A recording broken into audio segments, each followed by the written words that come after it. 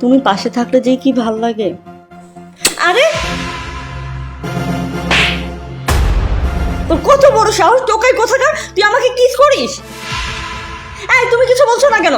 তোর এত বড় সাহস তুই আমার গার্লফ্রেন্ডের কিস করিস? তো আজকে আমি মেরেই ফেলবো। আরে থামো তুমি, এভাবে কিছু হবে না। ওকে না, ওর আসল শিক্ষা আমি দিচ্ছি, দাঁড়াও। ওকে আমি এখন মজা দেখাচ্ছি। থামো।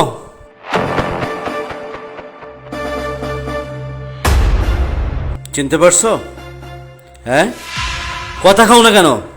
চিনতে পারছো আমারে? হ্যাঁ, উনি আপনার কি হয় বলেন তো? সে আমার বিবাহিত স্ত্রী।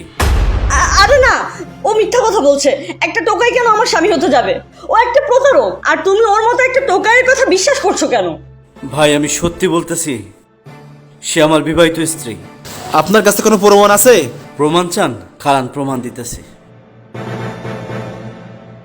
এই যে দেখেন, এখন বলেন, এটা কি মিথ্যে?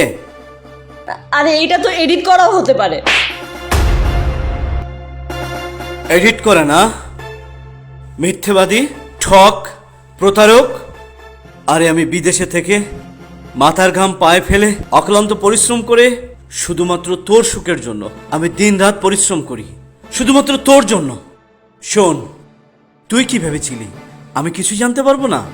একটা কথা মনে রাখিস, সত্য না কখনো চাপা থাকে না। আমি বিদেশে বসে সবকিছু জানতে পেরেছি। জানার পর আমি তোকে না জানিয়ে দেশে এসেছি।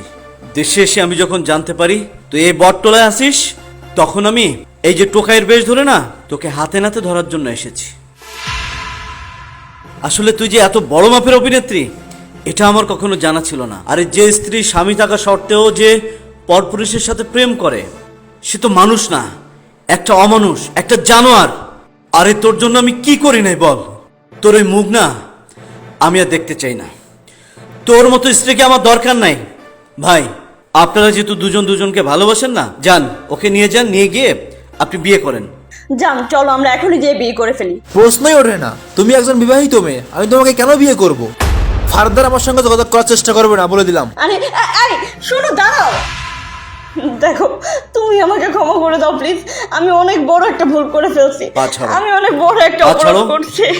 ওঠো, প্লিজ ওঠো।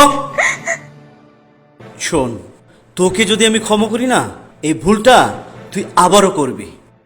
আর একটা কথা মনে রাখিস, পৃথিবীতে এমন কিছু ভুল আছে যে ভুলের না কখনো ক্ষমা হয় না। তুই আর একটা মুহূর্ত আমার চোখের সামনে থাকবি না। যা। দেখো, তুমি আমাকে একটা বারের মতো সুযোগ দাও। তোর মায়া কান্না না আমার আর ভালো লাগছে না। যা।